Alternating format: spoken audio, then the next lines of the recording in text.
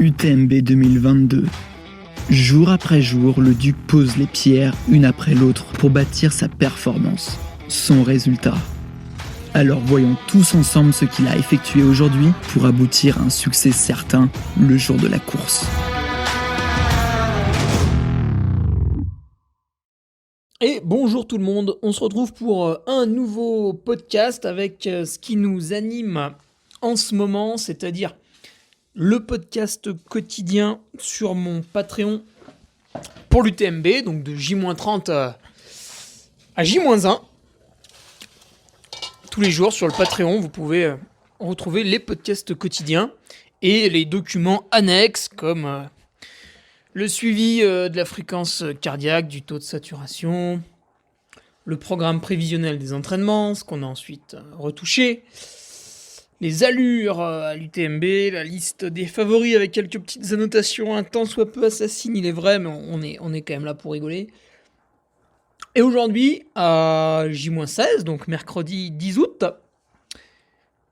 le sujet du jour, proposé par Frédéric Delabrouille, qui devait être le premier des Patriotes. Donc le gars a quasiment 2 ans et demi de vécu derrière lui. Mauvaise condition à l'UTMB. Que faire ? Mauvaise condition météorologique. C'est vrai, c'est très très embêtant quand ça arrive. Et on peut avoir les deux sens qui sont embêtants. C'est-à-dire une très grosse canicule.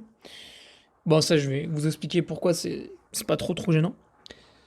Et un très mauvais temps avec l'orage, la pluie, la neige. Ça par contre, c'est l'horreur totale. C'est également le podcast numéro 221, si on s'en fie à la publication hebdomadaire tous les mercredis depuis janvier 2018. Ça nous fait une belle durée de vie quand même. Ouais. La régularité paye. Ah non, ça paye pas.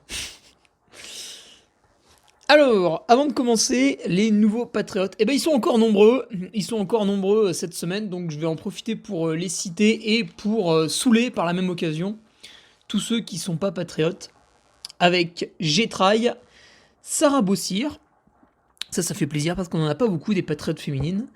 Jean-Baptiste Lalard, qui nous a fait du caca au Montreux Trail Festival, je crois, Jean-Baptiste, tu nous confirmeras ça, mais j'ai bien l'impression qu'il y a eu une décroissance dans le classement. Clément Failly, Alan Rigui, Bouquet, Vincent Xavier Lebeu, Kevin Yann, c'est un retour pour Kevin, Benoît Riel, Romain Leclerc, Luc Serrault, Jonas Kens, Mathieu Dupin, Alexis Menet, Sébastien Moll, Maël Boris, Olivier Kéran-Guilladé et Hugo Franzetti. Voilà pour les nouveaux. Alors, nouveau patriote, vous l'avez peut-être vu dans la revue de presse qui est publiée le lundi en plus des podcasts quotidiens. Ça en fait des choses, il faut suivre là. Vous avez un calendrier, le Trello, calendrier participatif pour voir où courent les autres patriotes. Ça peut être l'occasion de covoiturer, pourquoi pas de louer un logement ensemble. Alors on fait pas encore appli de rencontre, ça peut être l'occasion de découvrir des nouvelles courses aussi. Parce que moi j'aime beaucoup, c'est regarder les designs des courses. Tu sais, le petit en tête, là, le petit encart là, avec les couleurs, les chiffres et tout. Vous avez aussi le forum, bien sûr. Donc j'y suis passé ce matin, le forum. J'ai passé un peu de temps pour... Il y avait des trucs en attente de modération. Bon, ça me gonfle. Je sais pas pourquoi ça se met comme ça, mais... Je les ai tous validés, bien sûr. Et il y avait les codes promo aussi, qui sont sciemment utilisés. Mon site internet qui est toujours en vogue, alors c'est rigolo, cet été, il y a pas mal de commandes de e-book. Le e-book sur l'entraînement que j'ai coécrit avec Nicolas Martin. Alors moi, étant donné que je n'ai aucune formation de coach, je me suis bien sûr retenu de donner tout conseil. Dans ce e-book, j'ai mis des petites anecdotes sur l'entraînement pour vous faire un petit peu rigoler. Et Nicolas Martin, lui, vous a mis tous les trucs un peu pénibles, c'est-à-dire l'entraînement. Mais à sa sauce, donc ça passe. Voilà, un petit e-book, il y a quoi ? Il y a 80 pages à peu près ? Non, mais on a mis des photos, rassure-toi. Vous pourrez le lire aux enfants. Il y a des très très belles photos avec les cuisses de Nicolas Martin, quand même, ne ratez pas ces belles cuisses, ce serait dommage. Et puis il y a quand même un petit peu de sérieux. Partie 1, On vous explique 6 ou 7 points qui nous semblent fondamentaux à développer pour mettre une énorme branlée à vos petits copains en trail running, parce que c'est quand même ça le but du jeu. C'est bon, hein, les paysages, ok, mais le but, c'est que tu dises à ton pote au départ de la course, putain, je suis pas bien, alors que t'es dans la forme de ta vie, derrière, tu lui poses 1 heure dans la vue, et puis tu lui fais, ouais, je sais pas, j'ai toussé un peu à un moment donné, tu vois, je crois que j'ai le Covid. Hein, c'est quand même rigolo, ça. Ah, les langues de vipère sont très présentes en trail. Ouais, je sais pas si j'ai la forme. Tu sais, le mec, il a aligné plusieurs semaines à 150 kills. Ah, je sais pas si j'ai la forme. Voilà, donc, première partie du e-book. Pourquoi il faut développer sa VMA, sans en faire tous les jours, bien sûr. Pourquoi il faut faire attention à la nutrition, pourquoi il faut développer sa force musculaire, etc., etc. Et une fois que vous avez tout bien compris, Nicolas, dans une partie 2, vous propose un plan d'entraînement qui vise les objectifs sympas en France, c'est-à-dire le trail du Ventoux, le marathon du Mont Blanc et puis les Templiers. Voilà, en général, vous faites ces 3 courses dans la saison et vous connaissez à peu près votre niveau par rapport aux trailers français. Voilà, bien sûr, il existe de nombreux autres trails, il y en a des milliers, on va pas tous les faire, sinon ce serait des encyclopédies avec plusieurs tomes. Et la tome, on préfère la manger. Oh, quelle énorme vanne! Ah, je suis très en forme en ce mercredi matin. Comme vous pouvez le voir, déjà 2 jours de repos derrière moi, et ça y est, je suis intenable, je ne peux plus sortir en société. Voilà. Donc, tout ça est téléchargeable via, bien sûr, un don d'argent extrêmement conséquent sur mon site internet. Point de vue athlète, je ne cours pas avant l'UTMB, hein, pas de compétition. D'ailleurs, là, je ne cours plus. Voilà, je me repose. Et le Tignes Trail, alors ça, c'est pour parler du speaker. Pareil, je glande énormément. Depuis l'UT4M, je n'ai rien foutu. Non, c'est pas vrai, j'ai fait les devis, les papiers pour la saison automnale, qui est très très très très dense pour moi. Et le Teen Trail, c'est le seul trail que j'anime au mois d'août. Bien sûr, comme tout trail, il a une petite baisse des inscriptions, hein, parce que cette année, c'est dur pour tout le monde. Je ne peux que vous encourager à venir. Samedi 20 août, les courses enfants l'après-midi. Il y a un public de dingue, parce qu'il y a du monde dans la station de Tignes. Et les courses enfants, c'est des vrais trails. Donc les plus jeunes, ils font juste le tour du lac. Les moins jeunes, donc là, on va partir vers les ados. Eux, ils vont carrément faire un peu plus de 3 bornes avec 200 ou 300 mètres de niveau. Non, je crois que c'est 200, je sais plus. Avec des vrais singles et tout, donc vraiment sympa. Et le dimanche, là, place aux adultes. Après, peut-être une soirée samedi soir autour de mon film qu'on projettera à la maison de Tignes. Parce qu'on aime bien se faire plaisir ici. Le dimanche, c'est les courses adultes, voilà, le 13, le 27, le 44 km ou 42, je sais plus. Bon, quand on aime, on ne compte pas. Des parcours en boucle, ce qui fait que vous passez 1 fois, 2 fois ou 3 fois sur la zone de départ et d'arrivée. Ce qui fait que, même si vous êtes mauvais, en fait, on vous encourage beaucoup. Voilà, ça c'est sympa, ça fait plaisir. Donc c'est un bel événement. C'est un bel événement, en plus, la station de Tignes... Quand même, hein, globalement, par rapport aux autres stations, on a déjà l'avantage d'être au-dessus des 2000 mètres d'altitude. Donc quand tous les charlots vous parlent de leur stage d'altitude dans des stations en dessous de 2000 mètres, voilà, faudrait qu'ils nous publient leurs analyses de sang, hein, pour voir si on joue de la flûte ou si on fait des globules. Hein. Moi, je demande à voir. Moi, je publie mes analyses de sang. Hein. Donc l'an passé, il y a eu un gain de 13% d'hématocrit. Je pense que c'est quand même relativement énorme quand... ceux qui m'avaient prédit 10% de gain, voilà, je leur ai montré 13% sur la prise de sang. Ils étaient bien sûr estomaqués. Ils m'ont dit que cette année, normalement, je devrais répondre encore mieux, donc je suis impatient, bien sûr. Voilà, donc venez au Teen Trail, profitez-en pour faire un séjour longue durée. Je vais pas vous mentir, hein, si vous restez moins de 2 semaines et demie, vous n'allez produire absolument aucun globule. Mais vous allez kiffer, ça va vous faire lâcher un peu prise dans la tête. Ça permet aussi de faire de meilleures performances. Et aussi, vous allez arrêter de mourir de chaud. Parce qu'en fait, à Chambéry, à 23h, on ouvre sa fenêtre, il fait 33 degrés dehors, on n'a qu'une envie, c'est s'arracher un bras pour respirer un peu mieux, ou je sais pas quoi faire, ou dormir dans le frigo, des trucs débiles comme ça. Et ici, qu'est-ce qui se passe ? On met un pull. Voilà. Donc, où est-ce que vous voulez faire vos vacances ? Dans un bungalow surchauffé où il fait 40 degrés ? Où est-ce que vous voulez venir à Tignes, à 2000 mètres d'altitude, peinard ? et choisir le soir, voilà, quelle veste on met, un petit pull tranquille pour sortir. Voilà, je vous laisse réfléchir, pour moi c'est vite vu, évidemment l'été se passe en altitude. Alors, on va y aller pour le podcast. Donc Frédéric, tu es un oiseau de mauvais augure, moi je suis là, peinard, je me prépare à passer un UTMB somme toute sympathique. Et toi tu me gonfles en me parlant des mauvaises conditions météo. Oh là là là là là. Alors on va traiter le premier cas, qui est le plus facile je pense. C'est au cas où il y ait une canicule, tu vois, comme ce que tu te prends dans la FIF là depuis le début de l'été, enfin depuis mai même presque. La canicule, ouais. Alors la canicule c'est embêtant, parce que quand vous avez chaud, une fois que vous êtes tout nu, bah vous pouvez plus rien faire. Et déjà on n'a pas le droit de faire la course tout nu. On a le droit de... Ah si. Si, dans le règlement, alors là les membres de l'UTMB qui écoutent mon podcast tremblent, dans le règlement rien n'interdit de prendre le départ tout nu, à part peut-être le fait qu'au début on soit sur la voie publique, et que normalement il est interdit d'être sur la voie publique sans short et sans t-shirt. Voilà. Bon.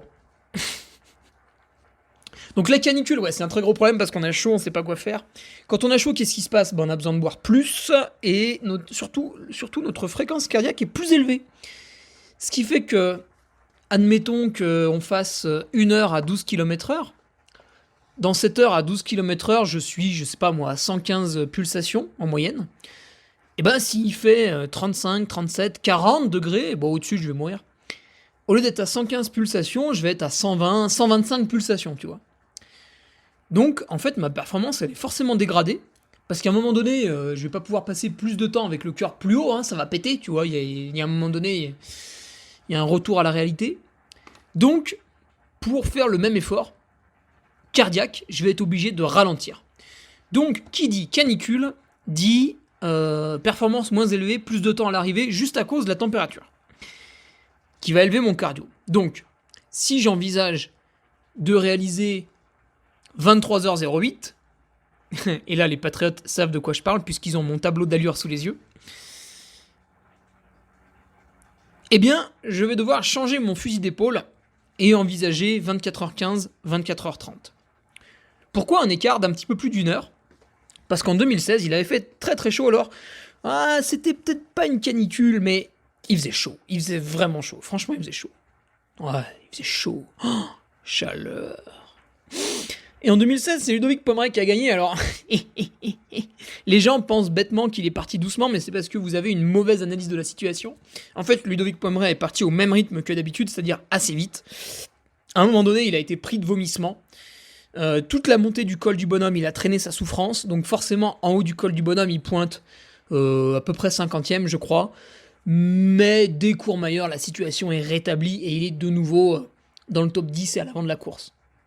Donc voilà, ça me fait bien sûr rigoler quand on dit que Ludovic Pommeret est parti doucement en 2016. C'est faux, c'est archi faux. Il est parti comme d'habitude, simplement il a eu un gros souci dans le début de course qui l'a forcé à rétrograder, mais c'était pas du tout volontaire, loin de là. Et après, il est remonté une fois que le souci était passé. Parce que Ludovic Pommeret, qu'est-ce que c'est ? C'est une bête féroce. Voilà, il est équivalent à Odin ou à Thor. Vous ne pouvez pas freiner l'avancée de Ludovic Pommeret. Il est unstoppable. C'est une brute. Donc une fois que la brute a digéré son problème, il est retourné à l'avant de la course avec la force qu'on lui connaît. Et vu qu'il est incassable, il a rattrapé. Ceux qui étaient devant, c'était Fabien Antolinos, victime d'ampoule, Julien Chaurier, qui était parti peut-être un peu vite, et Zach Miller. Alors lui, il n'était pas peut-être parti vite, il était bien sûr parti sur un rythme totalement déraisonnable. Donc évidemment, chaleur plus rythme déraisonnable, bam, le Zach Miller, il a sauté. Et c'est notre Ludovic Pommeret qui s'est imposé. Mais le chrono était pas terrible, hein. Il était en 22 heures et des brouettes. Alors que sans doute ce jour-là, Ludo était capable de faire plus proche des 21 heures.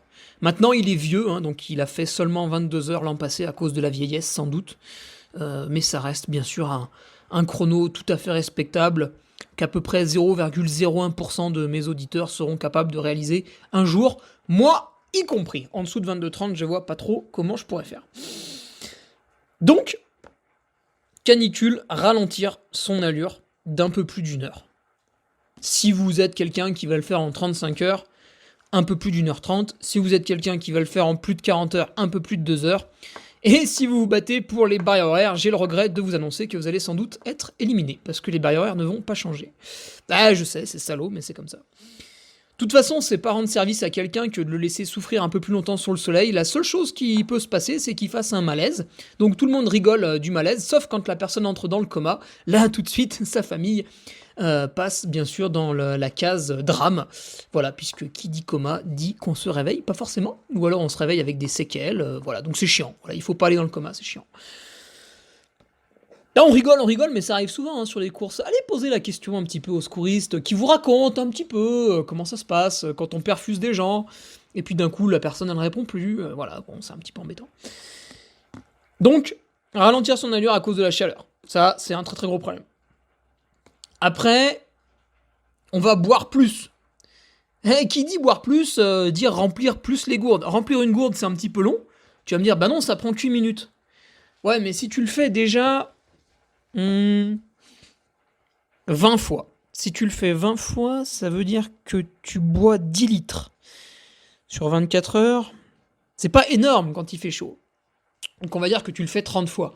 Remplir une gourde, ça prend à peu près 1 minute, c'est le temps de la sortir, de la donner aux bénévoles ou de la remplir toi-même, de remettre le bouchon, etc.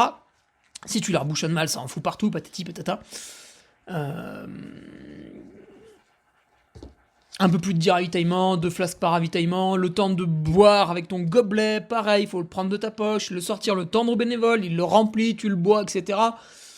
Tu t'arrêtes un petit peu plus longtemps au ravito, voilà, le fait de boire plus, je pense qu'on peut facilement donner, là encore, une petite demi-heure de plus qui va être perdue, simplement pour boire plus. Se remplir plus les flasques et puis boire plus. Donc c'est le deuxième gros problème, c'est qu'on a besoin de boire plus, et du coup ça prend plus de temps. Et tu peux pas faire la stratégie du je remplis pas trop mes flasques et puis au ravitaillement d'après je bois 2 litres parce que là ton bide il va te demander bien gentiment d'aller te faire voir, pardon. Je fais attention parce qu'il y a des gens qui écoutent avec leurs enfants, je suis désolé. Je me suis rattrapé de justesse. Ton bide il va te demander d'aller te faire voir et bien sûr il va régurgiter l'intégralité de ce que tu as avalé, ce qui est là encore une fois un très gros problème. Troisième point que je vois pour ralentir ton allure, parce qu'il faut survivre, c'est quand il fait très très chaud, c'est insupportable, du coup on a envie de faire descendre un peu la température du moteur, donc on va s'attacher autour de la tête à un espèce de bœuf qu'on aura trempé dans l'eau froide, on va s'arrêter dans les ruisseaux pour tremper la casquette, la mettre sur la tête, lorsqu'on va croiser son assistance, ou parfois même sur les ravitaillements, la course va installer des grandes bassines d'eau avec des éponges. Alors si vous passez dans les premiers, tout va bien. Si vous passez dans les derniers, vous allez attraper des maladies. Ça va être effroyable. Je vous le déconseille de les utiliser. Voilà. Au cas à développer des casquettes, vous pouvez mettre des glaçons dedans. C'est la folie. Voilà. Donc toutes les innovations sont bonnes à prendre. Il y en a même, alors exceptionnel, lors la course GR6666. Grand Raid Occitan que organisait Antoine Guillon jusqu'en 2019. Je ne sais plus si en 2018 ou en 2019, mais Renaud Rouanet et Cédric Chavet étaient à l'avant de la course. Et en fait, ils se sont baignés. S'il faisait trop chaud. De toute façon, il fait toujours chaud là-bas. Et ils se sont baignés. C'est-à-dire qu'à un moment donné, les mecs ont arrêté de courir. Ils ont enlevé leur camelback, leur sac, leurs affaires. Et en short de course, ils sont allés dans une espèce de gouille, un espèce de petit lac. Là, ils se baignaient. Voilà. Magnifique. Bah ouais. Puis après, ils ont gagné, comme quoi. Non, je sais plus, je crois que Cédric avait eu un souci avec Renaud qui avait gagné, je sais plus.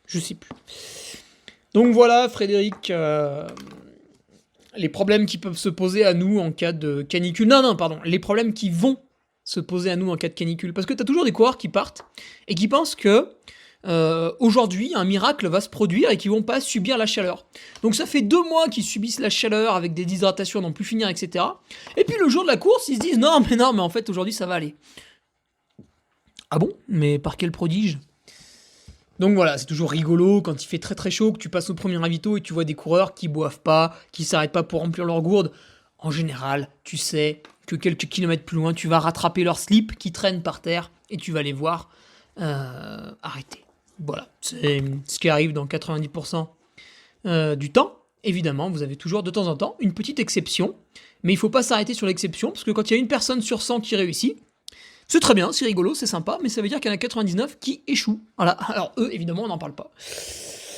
Deuxième gros problème après la canicule, c'est l'inverse. C'est la fraîcheur, c'est la pluie, c'est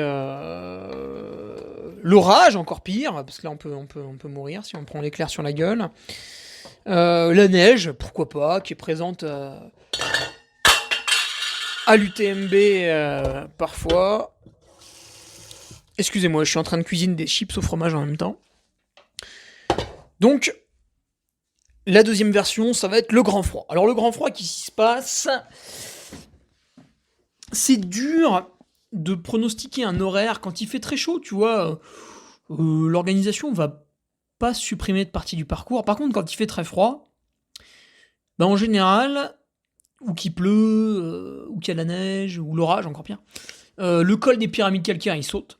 Donc quand vous passez le col de la Seine, vous descendez directement sur le lac Combal. Alors, ça, c'est un réel plaisir. Qu'est-ce qu'on fait sauter aussi ? Il y a un passage vers la Foulie qui est sujet, après la Foulie, qui est sujet aux éboulements ou aux coulées de boue, je sais plus. Et là, on peut vous faire passer par la route. C'est ce qui s'était passé en 2017. C'est pour ça que François Den a un chrono de 19h et quelques. Mais ce n'est pas le record de la course sur le parcours complet. Le record de la course sur le parcours complet est détenu par Pau Capel en 20h19. Et c'était en l'an de grâce 2019. Hein, c'est quand même, c'est beau. Tête au vent aussi, ça peut sauter. Après, on peut faire même plus extrême. Hein. Ils peuvent nous faire passer dans les fonds de vallée, c'est-à-dire que à Courmayeur, au lieu de monter à Bertonne, osciller un peu à plat jusqu'à Bonatti et redescendre à Arnouva, on peut prendre la vallée jusqu'à Arnouva. Hein. C'est très très chiant, mais pourquoi pas, si les conditions de météo sont vraiment détestables. Donc, ça, on peut pas anticiper. Parce que ça va être décidé la veille. Quelle partie du parcours est enlevée, pourquoi, etc. Nous, ce qu'on peut anticiper, c'est qu'il y a 5 ravitaillements qui sont disponibles à l'assistance du coureur. Que ce soit un zélite, c'est-à-dire un membre de l'aristocratie qui mérite une attention particulière, et un gueux. Le zélite et le gueux ont tous les deux droit à une assistance sur 5 points du parcours. À ce moment-là, il est primordial de trouver des amis, de la famille, son team manager si vous êtes un zélite, pour que on vous propose des vêtements propres sur les points d'assistance. Donc les contamines Montjoie, Saint-Denis, hop, je gifle Macron, Courmayeur, Champais-Lac, ou Champex, peut-être qu'on fait comme pour Durex, on prononce le X, Trian, et Valorcine.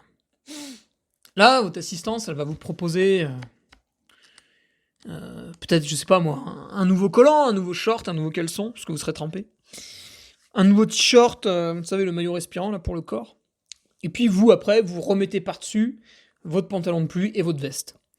Quand je vous dis ça, vous allez immédiatement comprendre que le temps de se changer à chaque ravitaillement, 5 fois là, vous allez facilement laisser dans l'histoire entre 5 et 10 minutes.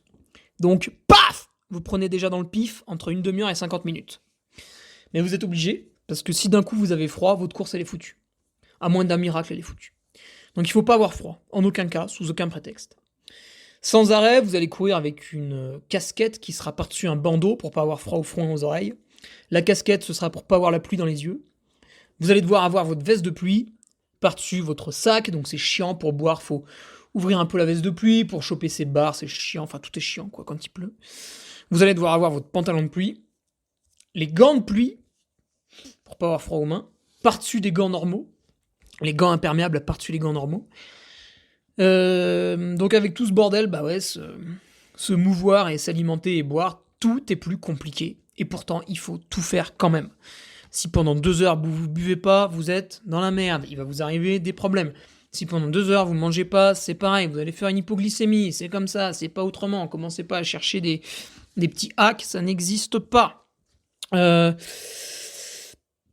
Voilà, tout va être plus dur, tout va être pénible. Les pieds seront mouillés en permanence, parce que des chaussures waterproof, ça n'existe pas, même si vous avez quelques constructeurs qui tentent de vous mentir.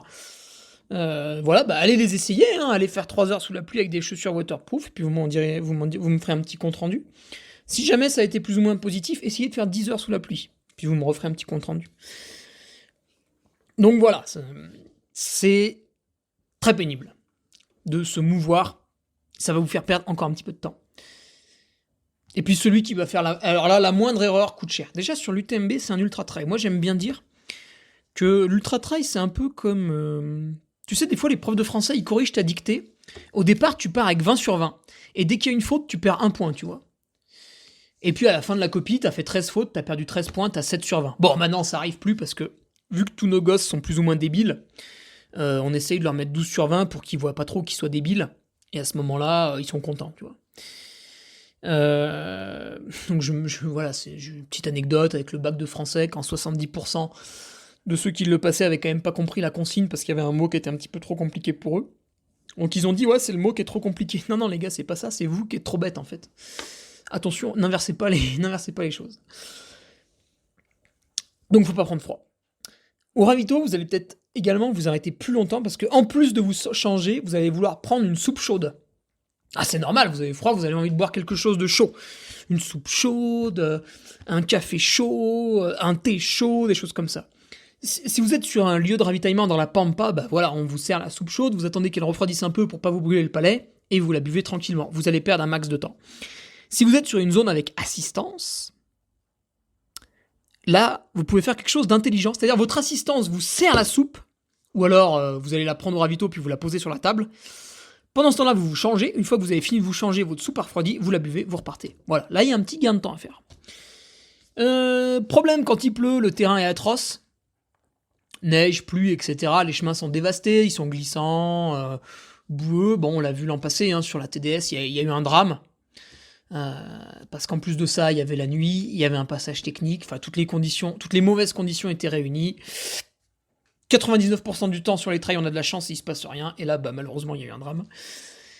Donc, les glissades peuvent parfois être fatales, puis même si elles sont pas fatales, elles sont toujours embêtantes. Je tombe, je me fais une entorse de la cheville, je me fais une entorse du genou, je me râpe sur le côté, comme moi au Grand Raid de la Réunion, je me fracture la rotule, hein, c'est quand même embêtant. Voilà, donc attention, le danger est présent à tout moment. Je crois que c'est tout pour l'épisode pluvieux. Hein. Ça, tout de suite, ça vous donne moins envie. Hein. Tout de suite, les petits élites qui déclarent qu'ils adorent la pluie, vous avez envie de les prendre et de les étrangler, hein, comme dans Simpson. Ouais, moi j'ai envie de les brûler, tu vois, puis de leur faire, alors, ça va là, hein, ça va mieux là, sur le bûcher là, ça va, tu veux qu'il pleuve un peu, ouais, t'inquiète. Ouais, donc moi en fait, ce que j'ai envie à l'UTMB, c'est qu'il fasse ni trop chaud, ni trop froid, pour qu'on puisse tous prendre un maximum de plaisir, parce que quand même, globalement, c'est pour ça qu'on vient. Sinon, on ferait 1 heure de tapis de course 4 fois dans la semaine, et on serait en bonne santé et tout irait bien. Non, là, on vient parce qu'on veut un voyage, on veut quelque chose de sympa, on veut voir des jolis sommets, on veut voir un joli lever de soleil sur le Mont Blanc, on veut voir des belles vallées. Allez, pourquoi pas un petit nuage et un peu de pluie, mais le reste du temps, on veut un petit peu de soleil, on veut que ça soit pas trop chaud. On veut que nos amis, notre famille qui soit sur le bord de la route, ils passent un moment agréable. Pourquoi pas en profitant de randonner un peu avant la course, après la course, pendant la course, ils vous ravitaillent, mais entre les deux, ils se font un pique-nique en altitude, ils kiffent la life, enfin voilà. C'est ça qu'on veut, c'est une météo plus ou moins agréable qui permette à ce que tout le monde puisse se faire plaisir, que les prestataires puissent travailler dans de bonnes conditions, les speakers, les chronométreurs, tous ceux qui vont filmer, qui vont prendre des photos sur la course. Voilà, on veut que ce soit super sympa. Donc ni la canicule, ni des conditions de merde au niveau de la pluie et du froid. Et malheureusement, fin août, c'est plutôt une période instable. À partir de mi-août, en fait, vous remarquerez que souvent en montagne, ça se dégrade pas mal, avec très souvent les orages en fin de journée. En général, dans ces 3, 4, 5 dernières années, On avait des beaux mois de juin, juillet, début août, et après, ça commençait à partir un petit peu en sguégou. Sauf l'été 2021 qui a été un peu mitigé, mais enfin, ça faisait du bien quand même. Parce que là, voilà, là les pelouses sont jaunes. Est-ce que c'est naturel? Est-ce que c'est normal que l'herbe soit jaune? Je ne pense pas, non, je ne pense pas. Est-ce que c'est normal que la moitié de la forêt en face de chez moi, au Bourget du Lac, soit marron? Non, je ne pense pas non plus, non. En octobre, oui, en août, non, pas du tout. Voilà mon petit Frédéric de la Brouille. Ah, évidemment, j'ai mis un ton un petit peu condescendant, c'est aussi pour ça que vous écoutez mon podcast. Si vous vouliez un ton tranquille, pépère, voilà, qui vous parle comme ça, vous avez tous les autres podcasts. Hein. Donc allez-y, faites-vous plaisir. Moi, tranquille, je prends une amande, je la mange. Tiens, j'avais pas ma bière de récup là pendant le podcast, pour la siroter tranquillement. Ah, sinon, qu'est-ce que j'ai fait aujourd'hui? Oui, parce que c'est un peu ça le but du podcast journalier, si tu veux. C'est de vous raconter aussi ce que j'ai fait aujourd'hui. Alors écoute, aujourd'hui j'ai fait du running. Ouais, je sais, c'est classe. Hein. Pourquoi j'ai fait du running? Je suis dans une phase un petit peu de repos. Mais qui dit repos, dit pas s'enfiler des paquets de chips devant la télé à longueur de journée. Certes, je me suis vraiment caressé dans mon lit ce matin. Au sens figuré, hein, bien sûr, j'ai regardé une petite série, voilà, je l'avoue, j'ai pollué.